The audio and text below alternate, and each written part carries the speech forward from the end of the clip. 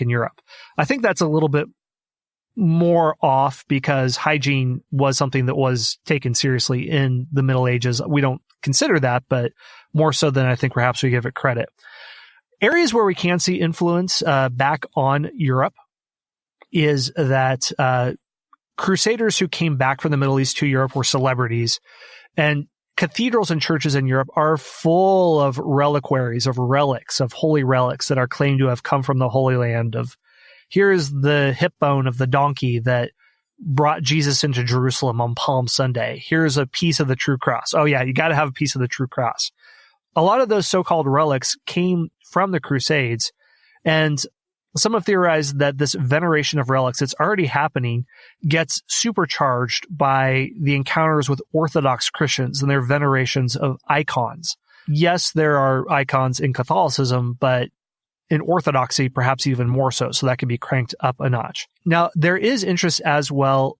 Something that does cause more influence in Europe is with more people coming and going between the Middle East. You have these Crusader outposts on the coast of the Levant, which is now in Jordan, Lebanon, those areas. These shippers and these merchants are ferrying troops, they're ferrying nobles back and forth, and now they're engaging in trade. And this lays the groundwork for great Italian city-states of the late Renaissance of Venice and Genoa and other places to further stretch out their trading empire. You have Venetian or Genoan outposts being built in Constantinople in the 1200s and the 1300s, and eventually stretches up all the way into the Black Sea. Now, the Mongols in the 1200s are, I would argue, more influential because they really consolidate and open up the Silk Road, and Marco Polo goes out east and all that. But the first kind of step of trade going into the Middle East by Europe is through the Crusades, because now you have a highway going back and forth between this area, between the coasts of Lebanon and Jordan, and back into Europe. Now, the last big event in this movie, and it marked sort of an end in the Crusades, or a transition point, is the Battle of Hattin. And the character of Balian, he basically lays out before they go into the battle the reason why they're going to lose, that there's not enough water. And so they do lose. Could you maybe summarize that battle for us and what it meant for the Crusades? Okay, well, sadly, I don't know the details of how the battle went down. So Balian is there. He does surrender the city to Saladin.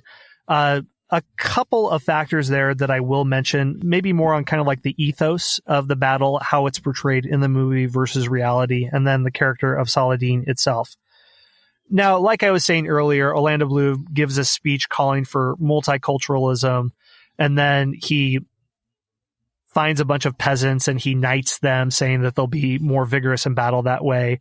It's like he wants to obliterate kind of like class in the Middle Ages as well, which again, like you... Yeah, he really got everything in there. But another thing I wrote down in my notes is I expected Orlando Bloom, to go to Saladin saying, to show you I respect your beliefs, I will convert to Islam. And then Saladin says, no, to show you I respect you, I will convert to Christianity. And then they go arm in arm and start singing John Lennon's Imagine There's No Religions. It's easy if you try. So you're not going to rouse troops with a speech of multiculturalism. He also says, another point he makes is that he'll fight to the death of the city to kind of break Saladin because he wants to protect the inhabitants. And Saladin says, well, I will promise safe passage for everybody if you surrender the city. And Orlando Bloom accepts these terms. And the people are granted safe passage by Saladin. However, many are ransomed. They're not just given passage for free. This is what historically happens. And those who couldn't be ransomed were sold into slavery, which that was customary practice there. So I don't want to knock Saladin for that. He is perhaps a little bit better than most people this time, but yeah, he wasn't there. There's been a lot of embellishment on his chivalrous nature, mostly done by Europeans, but, that might be an embellishment there. But anyway, back to Orlando Bloom's point. I'm just calling him that instead of Balian, whatever. We don't need to defend this city because the true Jerusalem is in our hearts. Well, I mean, the point of the Crusades was to take Jerusalem because in the 21st century, we consider this as like a war on terror or a colonization. We want to control this physical geography for grabbing more power. That's a colonist view of things of the 1800s, of looking at things in terms of economics. From a Crusader's perspective, getting Jerusalem wasn't just about a second son getting wealth or property or commerce or whatever. From a pilgrim's perspective, there was a spiritual nature to the city of Jerusalem itself. This is why a pilgrim would care so much about a holy relic or an icon, that this physical item is suffused with the grace of the Lord. The same way when I take the Eucharist, this bread has been transubstantiated into a physical item that now has an otherworldly element to it. And that was the understanding of Jerusalem to a pilgrim or to a crusader. Were there cynical people who were using that language to fight for their own gain? Of course there were. That's true of any war. There's war profiteering in anything you can see going back to ancient history.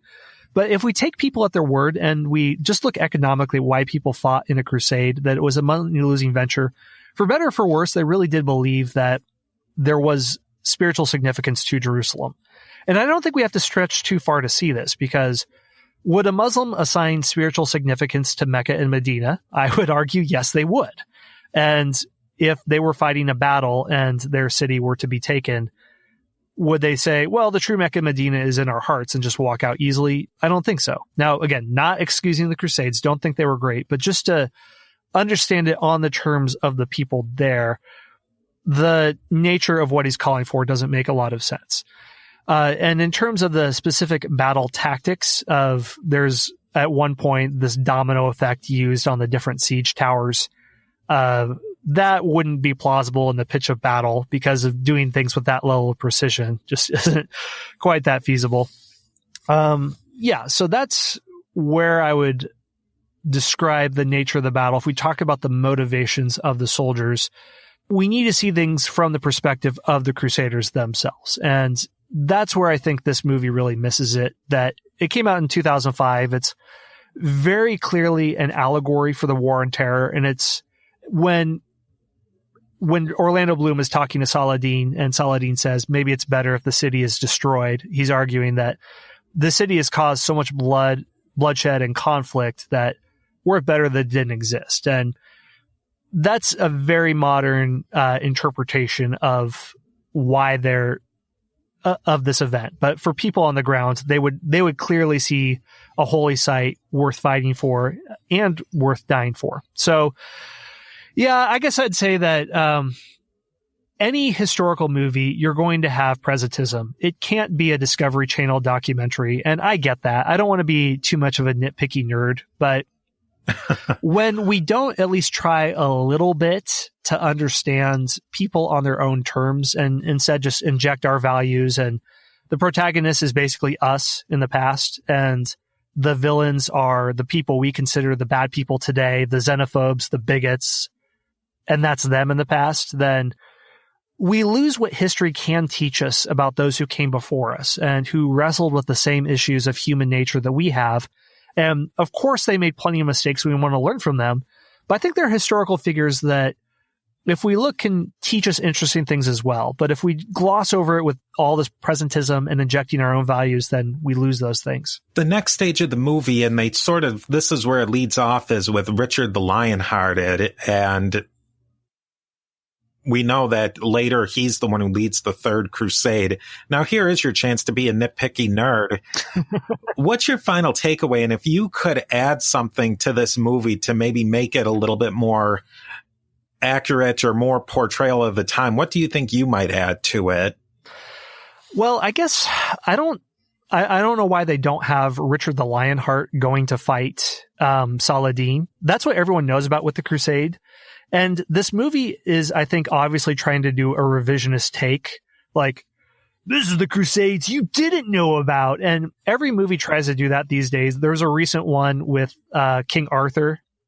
I forget what it's called, that came out this year. I think it was Excalibur or just King Arthur. And I talked to a King Arthur historian, and she calls it Excalibro, the Guy Ritchie one, where he's this rough guy. He might as well be from Cockney, speak with a Cockney accent and gets in brawls. And like, if you're going to pretend to be like the true history and you still mess it up, then why not just like, that's why I respect Pirates of the Caribbean almost more. It doesn't try to, it's obviously not trying to be accurate, even though in some ways it's more than this movie. But here's why I think Richard the Lionheart is so good. Now, he is probably the towering figure of the Crusader folklore, and he fights with Saladin, and these are portrayed as like the two pinnacles of chivalry on the Christian side and on the Muslim side.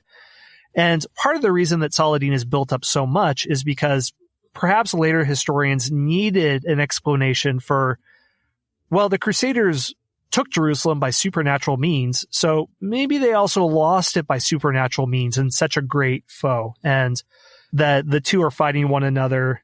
And following the 1192 Treaty of Ramla, Jerusalem remains under Muslim control, but it remains open to Christian pilgrims. So Saladin promises free access of Christian pilgrims back to the city, sort of returning to the status quo of what was happening way before before the Crusades anyway. And according to one account, Richard and Saladin converse through messengers. They pay proper respects to each other through chivalrous acts. Saladin sends his physician to Richard when he hears that he's sick and all these different things. Now, here's where I think a historical account is useful. Richard is portrayed as the great king of England, that when he's off fighting the Crusades, his brother John takes over. He's hopelessly corrupt, so Robin Hood has to step up to right the wrongs, and then Richard returns from the crusade as this great hero. Richard was a terrible king. He basically bankrupted England. He said he would sell the whole island if he could to fund his expedition there. He fights for a few years, but then has to return back to France because he's more French than he is English. He doesn't speak English. He speaks French. And I think he accidentally gets shot by an arrow. There's different arguments about the causes of his death. But yeah, he wrecks England's economy. Part of the Robin Hood story can be seen as the island is in turmoil because different people are jockeying for power in his absence. So in this vacuum of lawlessness, this vigilante has to rise up. So it's like Afghanistan, where different warlords are clamoring for power. So like the Robin Hood myth is the absolute most wonderful spin on events you could possibly take.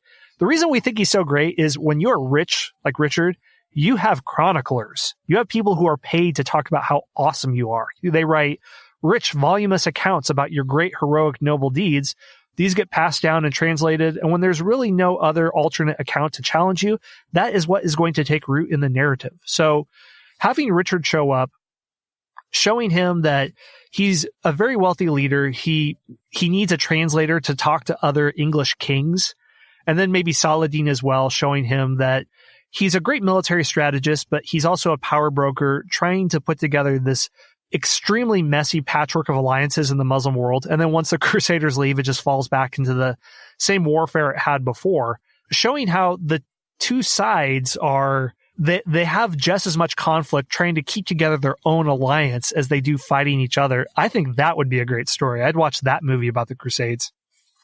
Yeah, I think they could have made a movie about Richard. I mean, if they really wanted to just go in the same vein as they did for the Kingdom of Heaven of Richard and Saladin having a bromance. And I mean, they could have done that, and that probably would have been a more interesting movie, having, clear main characters. Yeah. And movies are tricky because I think with something like a Netflix miniseries, you have the convenience of time to actually enter into the world. Like the John Adams miniseries, or that's not Netflix, but they've had a lot of these historical dramas. You can actually ease into the world, or even like Mad Men, where you get into the 1960s. A movie is only 2 hours or 3 hours, and you don't have the luxury of time, so you have to be a little bit more starker.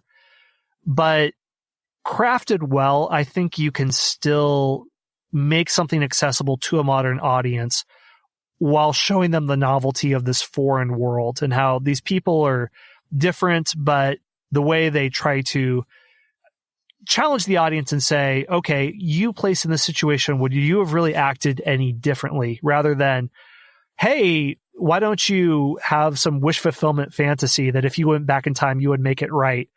I haven't seen this movie, but The Help, the Emma Stone movie that came out a few years ago, where basically the Southern woman single-handedly ends racism in the South in the Jim Crow era.